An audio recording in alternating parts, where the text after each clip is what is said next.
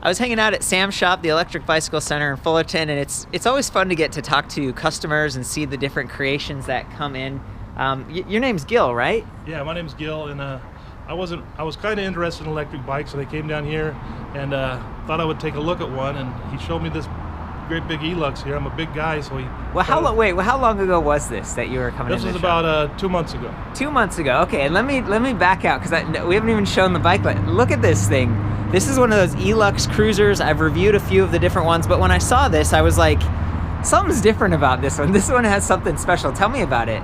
Well, it seems huge, you know. I'm a big guy, and he brought it out, and it's got the shocks and the hydraulic brakes and the light and everything. And look at this cockpit. I mean, look at the deck. So you've got the regular LCD display with the buttons, so you can adjust that. Now, what's this? That's my phone holder. So, you know, I play the Pandora, and I can put the maps on there if I get lost, or if someone calls me. I got a speaker I put on here. Is that what this is? This speaker holder. X-Ion or something? Yeah. Yeah, it was like a cheap $30 speaker. So where do you get the stuff, the accessories? I got the speaker at Best Buy. Okay, there's one just down the street. Yeah. Yeah. You know, it's like $25-30, and I can cruise around, listen to the Dead or whatever. And look at this bottle case. You've seen some of my reviews, right? Yeah. What do I always complain about? No cup holder. No cup holder. So you came up with this solution. Yeah. I got that at another bike shop. I forget the name of it, but you know what?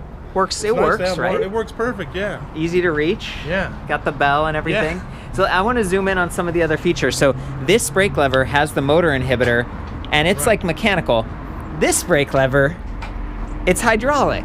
So you've got one of each. So what is this? Is this the front brake lever? Yeah. The front brake lever on the left. And I've heard that's actually the lever or the brake that does a lot of the stopping power on bikes. 60% or something up front, maybe more. You know, I haven't really had to stop in an emergency, but you know, I tried the brakes out and they work great. It stops quick, you know. Okay. And do you mind? I mean, you are a bigger guy. Looks for context. How tall are you, Gil? I'm 6'4". 6'4". Okay. And how far have you been able to go on this thing? Because you mentioned range earlier. And well, if you keep it on the economy level there, I can get like 40 miles on it, going slow. That's amazing. You know, I just like to cruise around. I don't want to go real fast, you know. You mentioned the maps for not getting lost. I was like, that's half the fun. Get out there and see where you end up. Yeah, well, just in case, you know. So where do you ride? Like, what's the deal? I go down the San Gabriel River, down the riverbed there. Okay. I live in Bellflower. It's about 12 miles from the beach, and I've been to the beach and back and had, you know, plenty of battery life left over after that. You ever go on the sand? I mean, it's a fat tire bike. I haven't gone on the sand yet, but I've gone across the grass. There's a park behind my house, and you can't even tell you get on the grass with these fat tires. I'm sure the sand, it would be the same thing. I've been through gravel and stuff like that, and it's great on that stuff. I think when we were first talking, I was like, how'd you choose this one? And you said something like, well, at first I wasn't looking at the fat tire bikes, but then, you know, it's like, oh, I'm a bigger guy, and this bike feels my size. Yeah, he rolled it out, and I got on it, and it's really comfortable, and, you know, it's so much...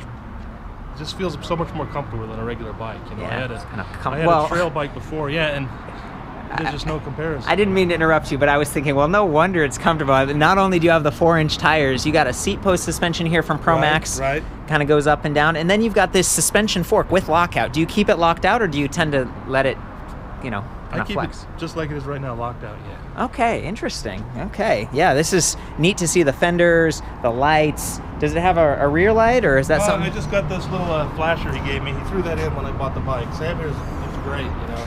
He really takes care of it. Sam's like, he goes above and beyond. The big saddle. The only other piece here that was a little bit unique was this Evo pannier. Tell me about that.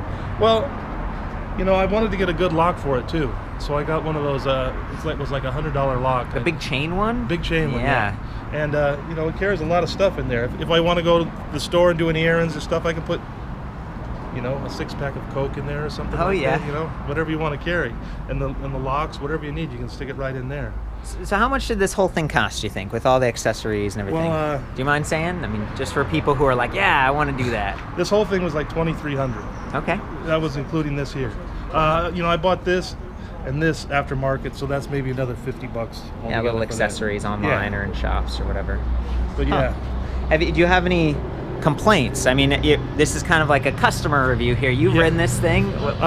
I like it. I like it too much. I ride it almost every night, you know. Awesome. And you know, I had a little trouble finding a rack to carry it on my truck because it doesn't fit in the back of my truck with the camper. It's huge, you know. And then that's your truck there, like the Ford Ranger or something? Right. And then you've got the platform rack. Where did you get that? Okay, I went down to E-Lux. I was asking them, you know, I can't find a rack, and they said they got one that holds the fat tires. And I went down there, and he helped me put the whole thing together and stuck it on my truck and everything. So there's that Hollywood rack.